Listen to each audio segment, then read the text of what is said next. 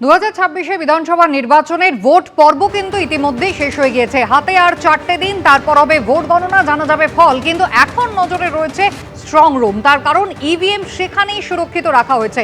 নিরাপত্তা ব্যবস্থার কি বন্দোবস্ত জানতে আপনাদের সরাসরি বিধাননগর কলেজে নিয়ে যাব। আমাদের প্রতিনিধি সুকান্ত মুখোপাধ্যায় রয়েছেন আমাদের সঙ্গে। সুকান্ত, কোন কোন বিধানসভা কেন্দ্রের ইভিএম এখানে রাখা রয়েছে, নিরাপত্তার ছবিটা একবার দেখো। একবার দেখো, গতকালকে দ্বিতীয় দফার ভোট শেষ হয়েছে এবং আমরা এই মুহূর্তে রয়েছি বিধাননগর কলেজে। এই বিধাননগর কলেজে মোট 3টি বিধানসভার স্ট্রং রুম করা হয়েছে। এক বিধাননগর বিধানসভা, দ্বিতীয়ত হচ্ছে রাজারহাট গোপালপুর এবং রাজারহাট নিউ টাউন।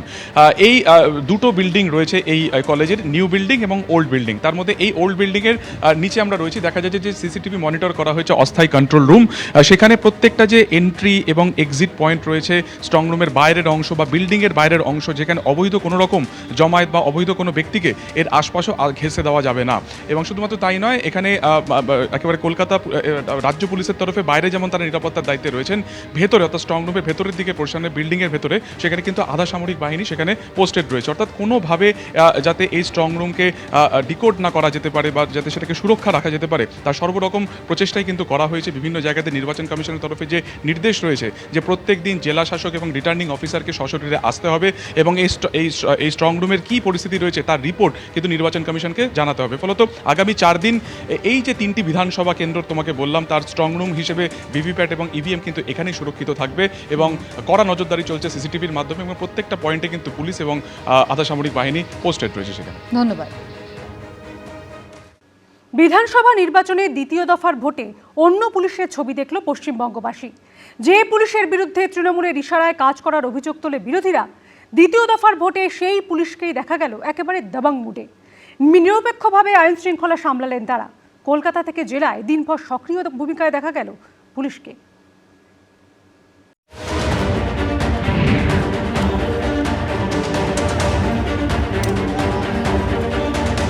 আজকের দিনের জন্য 4 জনের বেশি কোথাও হচ্ছে হওয়ার জন্য, সেটা বুথের কাছে বুথের বাইরে।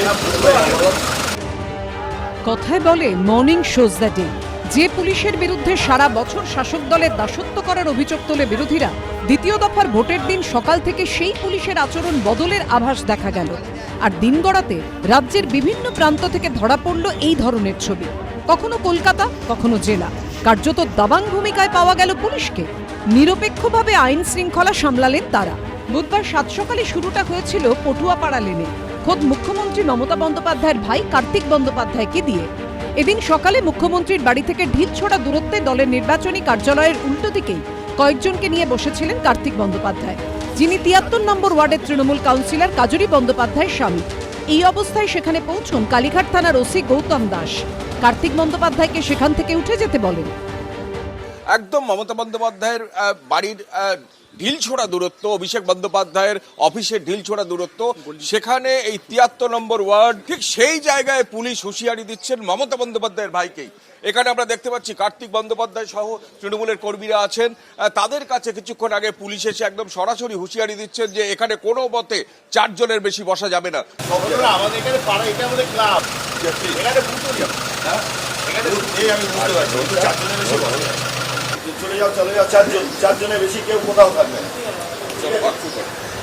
পরের ঘটনাও খোদ মমতা বন্দ্যোপাধ্যায়ের নির্বাচনী ক্ষেত্রে। দুপুর 12:30 ঘটনাস্থল হরিশ মুখার্জি স্ট্রিটের জয়হিন্দ ভবনের ভোট কেন্দ্রের সামনে। এর কিছুক্ষণ আগে এই এলাকায় বিজেপি প্রার্থী শুভেন্দু অধিকারীকে ঘিরে জয় বাংলা ও চোর স্লোগান দেন তৃণমূল কর্মীরা। খবর পেয়ে সেখানে পৌঁছন কলকাতা পুলিশের অতিরিক্ত কমিশনার ডিপি সিং। পুলিশ কর্মী ও কেন্দ্রীয় বাহিনীর জওয়ানদের দিয়ে এলাকা ফাঁকা করিয়ে দেওয়া হয়।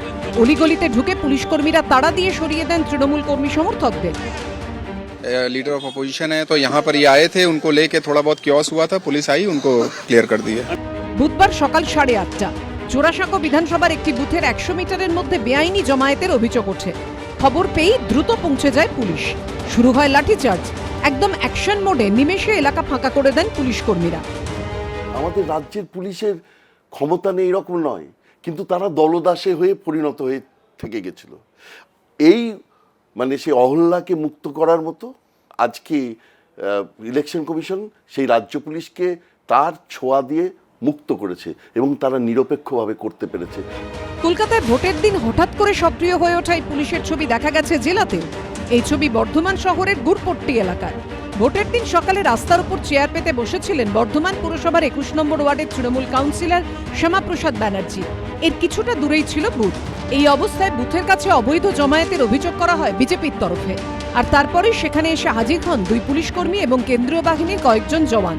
একেবারে দাবাং ভূমিকায় লাঠি উঁচিয়ে তৃণমূল কাউন্সিলরের দিকে এগিয়ে যান এক পুলিশকর্মী।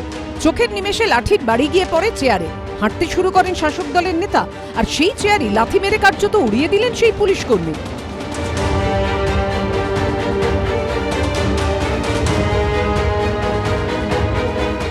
দক্ষিণ 24 পরগনার ভাঙড়ের দিঘিরপাড় এলাকার 234 নম্বর বুথ পরিদর্শনে গেলে আইএসএফ প্রার্থী নওশাদ সিদ্দিকীকে দেখে জয় বাংলা স্লোগান দেন তৃণমূল কর্মীরা। তখনই হাতাহাতিতে জড়িয়ে পড়েন দুপক্ষ। খবর পেয়েই পৌঁছয় পুলিশ ও কেন্দ্রীয় বাহিনী। ব্যাপক লাঠিচার্জ করে পুলিশ। কৃষ্ণেন্দু অধিকারী, সুকান্ত মুখোপাধ্যায় ও কমল কৃষ্ণদের রিপোর্ট, এবিপি আনন্দ। একদিকে উত্তরপ্রদেশের সিংহম আইপিএস অফিসার অজয় পাল শর্মা, অন্যদিকে নিজেকে পুষ্পা বলে দাবি করা তৃণমূল প্রার্থী জাহাঙ্গীর খান। এদিনও দুজনের উপস্থিতিতে টান টান পরিস্থিতির সাক্ষী থাকলো ফলতা। প্রথম জন দিনভর কনভয় নিয়ে ঘুরে বেড়ালেন, আর দ্বিতীয় জন সকাল থেকে বিকেল পর্যন্ত পার্টি অফিসের ভিতরে বসেই পরিচালনা করলেন ভোট। আর এরই মধ্যে ডায়মন্ড হারবারে পৌঁছে গেলেন সিআরপিএফ এর ডিজি জিপি সিং। কোথাও একেবারে শান্তির ভোট, কোথাও বিক্ষিপ্ত অশান্তি ছাড়া মোটের ওপর শান্তি, কোথাও 2 হেভিওয়েটের দ্বৈরথ, স্লোগান, হাতাহাতির জোগাড়, পুলিশের লাঠিচার্জ, কোথাও ফিল্ডে উত্তরপ্রদেশের সিংহম অফিসার। উল্টো দিকে ভোট মিটে যাওয়ার পর রাস্তায় স্বঘোষিত পুষ্পা অর্থাৎ ফলতার তৃণমূল প্রার্থী জাহাঙ্গীর খান। আরো জমে উঠল লড়াই, এর মধ্যে রেকর্ড ভোট পড়ল। নানা দলের গলায় নানা দাবি শোনা গেল। মানুষের উপরে চাপিয়ে দেওয়া, মানুষের মৌলিক অধিকারগুলোকে পদদলিত করার বিরুদ্ধে আজকে মানুষ ভোট দিলেন। মুখ্যমন্ত্রীর গলায় আবার উল্টো সুর। বাচ্চাদের মেরেছে, মেয়েদের মেরেছে, ছেলেদের পিটিয়েছে, এজেন্টদের বের করে দিয়ে কল্যাণী, তুমি দেখো পুরো রানাঘাট থেকে শুরু করে কল্যাণী থেকে শুরু করে একেবারে বনবা বাগদার ওই বেলটা। ভবানীপুরে ছিল মহাদৈরথ, মমতা বন্দ্যোপাধ্যায়ের সঙ্গে শুভেন্দু অধিকারীর। আর দক্ষিণ 24 পরগনার ফলতায় কার্যত প্রেস্টিজ ফাইট ছিল সিংহম আর পুষ্পার। जितने भी लोग हैं अच्छी तरह से समझ लें कि अगर किसी ने बदमाशी करी तो उनका कायदे से इलाज किया जाएगा। फिर উনি যদি নিজেকে সিংহ মনে করে সিনেমার আর্টিস্টে, আমরাও পুষ্পা, ঝুঁকেগা নেই। একদিকে যোগী আদিত্যনাথের ঘনিষ্ঠ বলে পরিচিত আইপিএস অফিসার অজয় পাল শর্মা, অন্যদিকে ফলতার তৃণমূল প্রার্থী জাহাঙ্গীর খান। একজন দিনভর কনভয় নিয়ে ঘুরে বেড়ালেন, আর একজন সকাল থেকে বিকেল পর্যন্ত পার্টি অফিসের ভেতরে বসেই পরিচালনা করলেন ভোট। শেষে বিকেল 5টা নাগাদ ফলতা ছাড়লেন পুলিশ পর্যবেক্ষক অজয় পাল শর্মা, আর সন্ধে 5:45 নাগাদ নিজের নির্বাচনী অফিস থেকে বেরোলেন জাহাঙ্গীর খান। দক্ষিণ 24 পরগনা একদিকে যেমন পুলিশ অবজারভার অজয় পাল শর্মা, তিনি কিন্তু বিভিন্ন জায়গায় যাচ্ছেন, ডায়মন্ড হারবার, ফলতা সহ বিভিন্ন জায়গায়। অন্যদিকে দেখতে পাচ্ছি দক্ষিণ 24 পরগনায় বিশাল সংখ্যায় বাহিনী, সে বাহিনী মোতায়েন করা হয়েছে। বুধবার সকাল 7টা নাগাদ কনভয় নিয়ে বেরিয়ে পড়েন পুলিশ পর্যবেক্ষক উত্তরপ্রদেশের আইপিএস অফিসার অজয় পাল শর্মা। ডায়মন্ড হারবার কেন্দ্রের অলিগলি ঘুরে পৌঁছে যান সিআরপিএফ এর ক্যাম্প অফিসে। সেখানে এসে পৌঁছন সিআরপিএফ এর ডিজি জিপি সিং।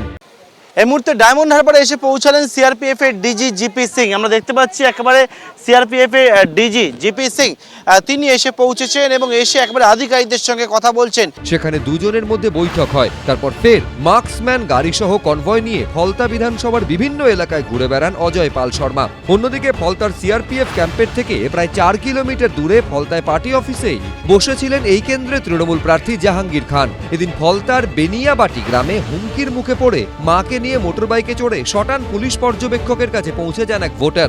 ভোট দিতে যায় এবং তার পরবর্তীকালে কি হয় বলছে যে বাড়িতে ঢুকলে মার্ডার হয়ে যাবে। আরো অনেক লোক ভোট দিতে পারছে না। ওখানে কোন জায়গায়? 202 204 আপনি 5 আপনি অবজারভার সঙ্গে কথা? হ্যাঁ বলেছি। কোন গ্রাম? বেনিয়াবাটি। অভিযোগ পাওয়ার পরই অজয় পাল শর্মার নির্দেশে সক্রিয় হয় কেন্দ্রীয় বাহিনী। ঘটনাস্থলে গিয়ে বুথে তৃণমূলের 2 জন রেখে বাকিদের বের করে দেয় পুলিশ। তো এখানে পুলিশ অবজারভার এবং সিআরপিএফ যে ধরনের নোংরামি করেছে, পুষ্পা ঝুঁকেগা নেই। শুরুটা ওরা করেছে, শেষটা আমরা করব। খেলা তো হবেই। ও আদমি ডর গিয়া, ও আদমি মার গয়া, আইপিএস অফিসার অজয় পাল শর্মার বিরুদ্ধে ভোটার এবং প্রার্থীকে হুমকি দেওয়া এবং অতি সক্রিয়তার অভিযোগে মঙ্গলবারই কলকাতা হাইকোর্টের বিচারপতি কৃষ্ণা রামের এজলাসে মামলা করেন এক আইনজীবী। নির্দিষ্ট সময়ের মধ্যে মামলা দায়েরের প্রক্রিয়া সম্পূর্ণ না হওয়ায় তার শুনানি হয়নি। মঙ্গলবার রাতে হাইকোর্টের প্রধান বিচারপতিকে ইমেল করে জরুরি ভিত্তিতে বিশেষ বেঞ্চ গঠন করে এই মামলার শুনানির আবেদন জানানো হয়, কিন্তু প্রধান বিচারপতি তা খারিজ করে দেন। সুপ্রিম কোর্টে আইপিএস অফিসার এবং নির্বাচন কমিশন নিযুক্ত পুলিশ পর্যবেক্ষক অজয় পাল শর্মার বিরুদ্ধে সুপ্রিম কোর্টে একটি মামলা দায়ের করেছেন আদিত্য দাস নামে এক ব্যক্তি। এদিকে অস্বচ্ছ ভোট এবং ইভিএম কারচুপির অভিযোগে ফলতা বিধানসভা কেন্দ্রে পুনর্নির্বাচন দাবি করেছে রাজ্য বিজেপি। কোথায় অ্যালিগেশন আছে ওটা আলাদা ম্যাটার আছে, কিন্তু যেখান থেকে আমরা সঠিক ইনফরমেশন পেয়েছি, যেখানে ফিল্ড থেকে রিপোর্ট আসছে, আর এখন যেটা আছে এসব জায়গা যেখানে পাওয়া গেছে, যেখানে পাওয়া যাবে সব জায়গায় রিপোর্ট হবে। ফলতা নিয়ে নির্বাচন কমিশন কি সিদ্ধান্ত নেয় সেটাই এখন দেখার। পার্থপ্রতিম ঘোষ, রুমা পাল, সৌভিক মজুমদার, এবিপি আনন্দ। এবিপি আনন্দ, এগিয়ে থাকে, এগিয়ে রাখে।